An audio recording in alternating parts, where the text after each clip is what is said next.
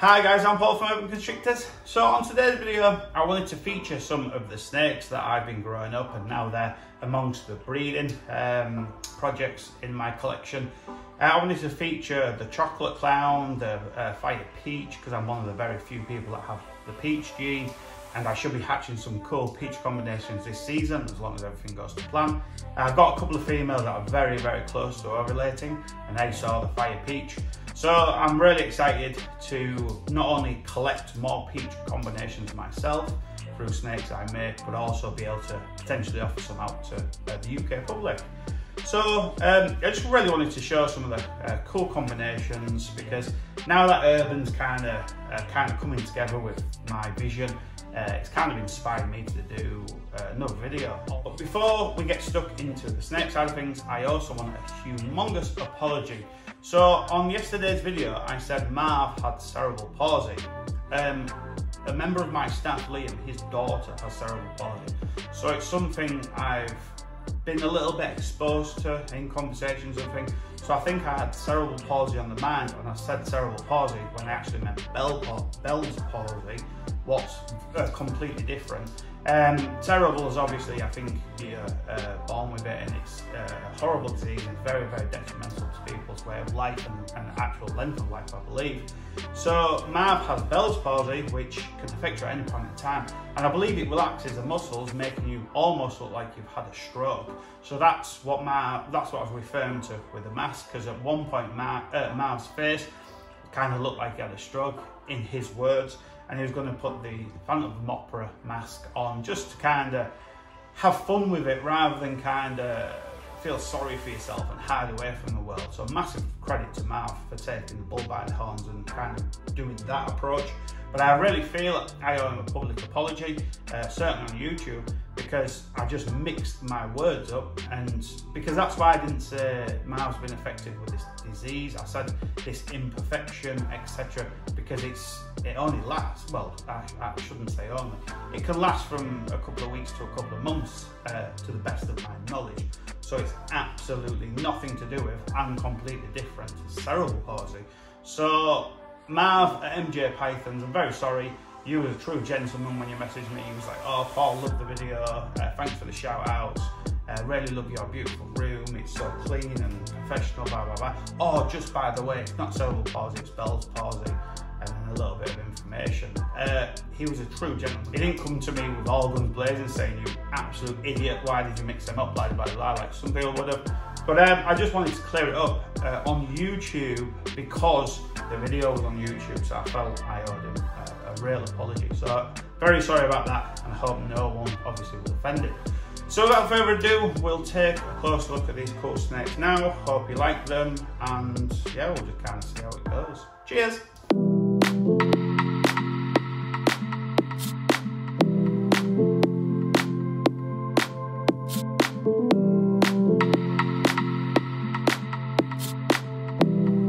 Right guys, so this is the Fire Peach.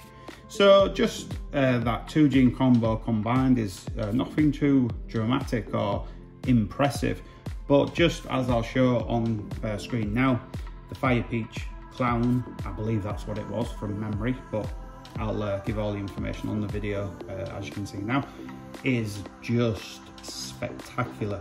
A really beautiful combination and a fantastic colour kind of palette, a real pretty snake. Now the picture might not be perfectly kind of crystal clear, because it'll be a screenshot from a YouTube video, and I'll just say this kind of once: all credits to everybody who owns the snakes I feature on screen will be on screen, so obviously they get the credit they certainly deserve. So Fire Peach, not too crazy on its own as a 2 gene combo, looks just kind of like a fire. I'm obviously trusting in that it does have peach involved. It certainly looked a little bit more peachy as a hatchling, but it's kind of aged just to be quite a light looking fire. So really interested to see how this gene kind of reacts with many other genes that I'm going to plug it into, and hopefully make some truly spectacular combos with this one moving forward.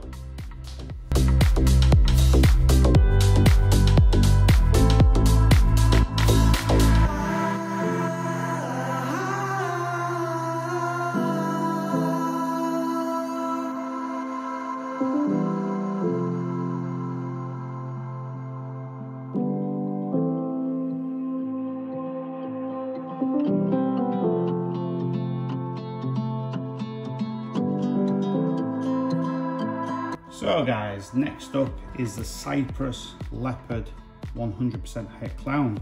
So this male has been an absolute stud when it comes to breeding. He's seen quite a few females. Some have gone on to lay eggs, including my hypo clown, and I believe he's going to sire quite a lot of hatchlings this season. So Cypress in Leopard, I'm going to show you, I believe it was the Cypress something clown and the Cypress Batman clown, both produced by Justin Cabelka and both taken from the same video as the Fire Peach. Now what I'm going to do in the comment section below, I'm going to put a link to the video I've taken these particular pictures from, just so you can watch it in real time and see for yourself just how incredible these combinations are. Because I don't think this video has got a crazy amount of views, it's got thousands, but I don't, from memory, I don't think it's got tens of thousands, and it's definitely worth watching. So Cypress Leopard in itself really masks the leopard gene. You can obviously see leopard in it, but it kind of spreads things out, makes these alien heads predominantly merge into one and make some kind of wacky patterns. Now this is this is a really pretty combo in my opinion for a 2-gene combo, but once you add clown it just takes it to a whole new level, and me being clown mad, I love my clown combos, I had to have Cypress in clown, and this isn't the only snake with Cypress that's seen the clown this year. I do have a female too, so I'm really looking forward to making my own Cypress clown combos and seeing how this project goes moving forward.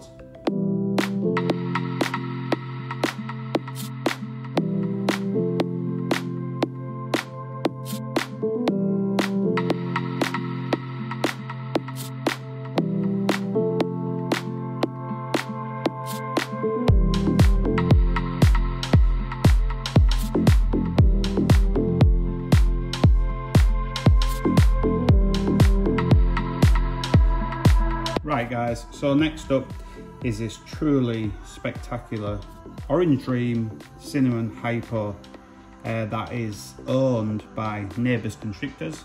If you don't follow them, please go over on Instagram and YouTube, Instagram and Facebook, and follow Neighbours Constrictors, because they are not only personal friends of mine, but they're great UK breeders and they hatch some beautiful snakes, and they're just really worth following. Now this snake was produced by Rene Snake MD, who's I think German. I have dealt with him and bought snakes from him, and I own snakes from him. A really top breeder, really good guy. I've given him quite a lot of exposure. He's never once given me any though. But he is a really nice guy, and he works a lot with hypo and the rainbow gene.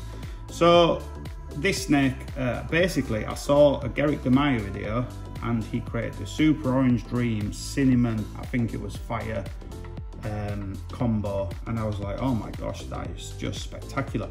But I didn't own an Orange Dream combination with cinnamon involved as well, because to obviously make Super Orange Dream Cinnamon blah blah blah, you've got to have Orange Dream on both the mother and father side.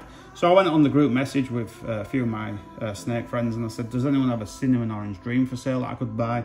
Darren said, I have a Cinnamon Orange Dream Hypo, even better. But you can't buy it, but because we're friends, I'm sure I can lend you it, because he's done his job here. We both run a very tight ship, a very clean and trustworthy collection. So if you want to lend him, you certainly can, and we'll work a little royalty out between us, which we did. And so here he is. So he's here just to see some females. So he's on holiday, having a whale of a time, and he is just spectacular. So he's seen just 2 females because I didn't want to use and abuse him. One being Orange Dream Calico Fire, to hopefully make the Super Orange Dream Calico Fire Cinnamon 100% hypo. I do believe, let me just check. No, I actually thought that particular snake was post het hypo, but it's not. It was another Orange Dream combo I was going to see, but I'd already paired the hypo clown to her to hopefully make some Orange Dream hypo 100% het clowns. But I just wanted to show him off because he's a real beautiful snake, and to give some of my good friends a little bit of exposure. So please go over and follow them. And while I'm talking about this snake, please go over, and I'll put the information on the in the description box down below. Go follow Rob Nash from Royal Blue Reptiles, because he's a really good guy. He has a fantastic sense of humour, good friend of mine, and he does YouTube, and I noticed his followers aren't quite as many as subscribers, sorry, aren't quite as many as I would have expected. So I just want to give Rob a little bit of exposure. So I'll put his information in the description box down below. See actually some beautiful snakes. His channel isn't as good as mine, but you know, mine's pretty awesome. So I suppose you've got to just expect a little bit less from Rob. But go follow him. He's a fantastic guy, and I'm a true believer in supporting the good guys. So go check them out, guys.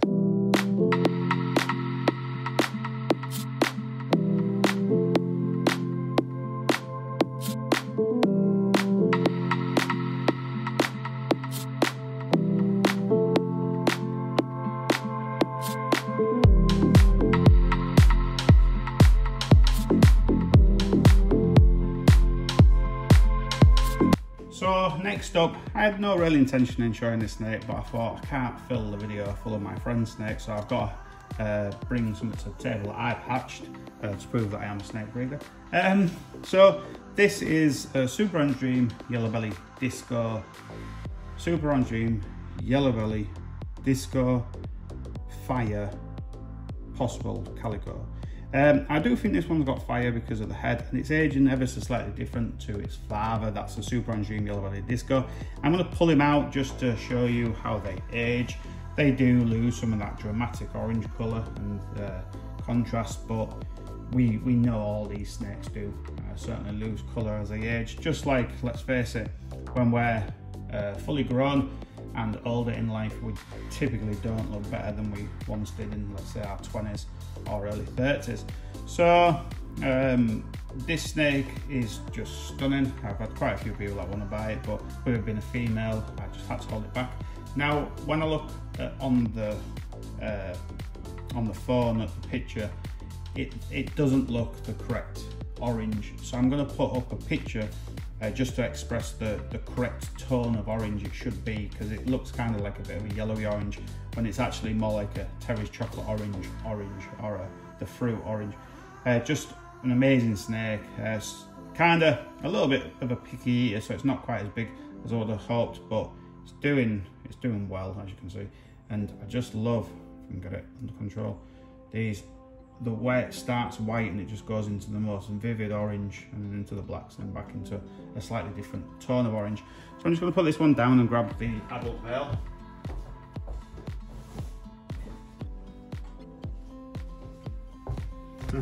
And she's off. So this is her father, Super Orange Dream Yellow Belly Disco.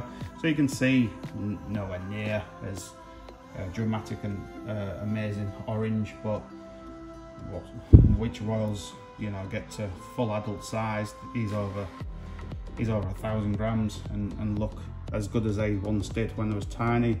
Kind of snakes kind of look their best typically, royal pythons or ball pythons typically look their best around 400 grams, and he's way beyond that. But you can still see the similarities in, sorry, I've got such a bad camera angle, I'm kind of struggling a little bit with this one.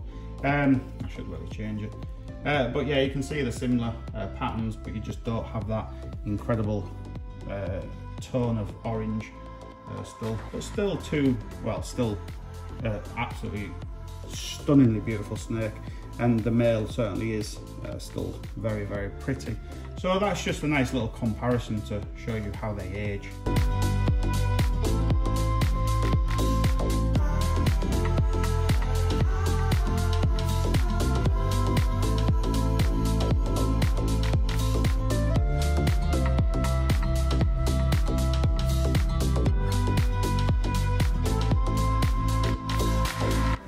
Right guys, so next up is the Chocolate Clown Poss Het Hypo.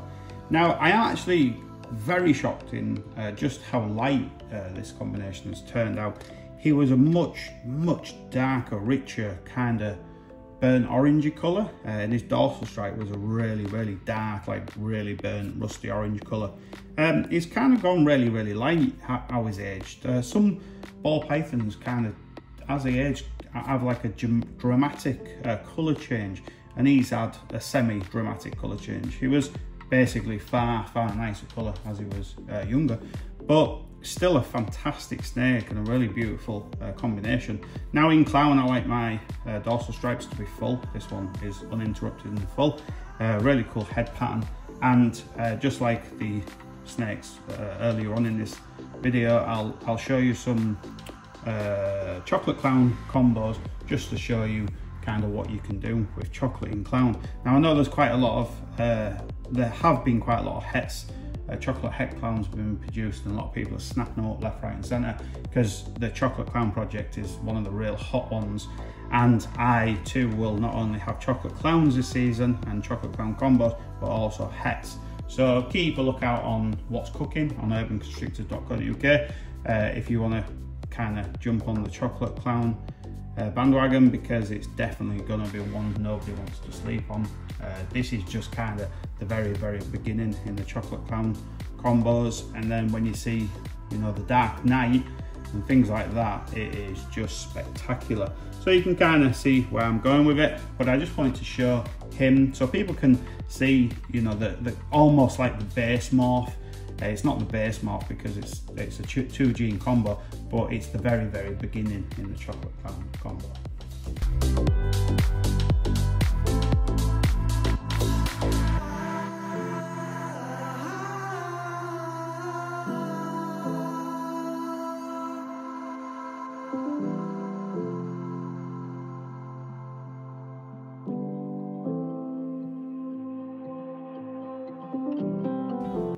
Right guys, so last but no means least, I thought I should kind of try and balance the video with another snake I've hatched. I've got obviously more snakes that I've hatched than other people, but these are the ones I wanted to show on today's video. So this is a Pastel Fire Leopard Clown. Now if you look at how yellow she is, how beautiful she is, there's no real browns. There's not a single brown tone on her.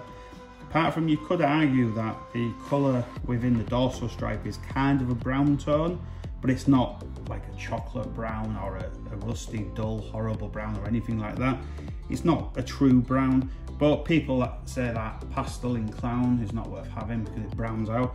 Not if you work with a very good, strong line of pastel. So just by pure chance and something I didn't aim for, very early on I bought a lemon pastel het for clown, and that's the basically male.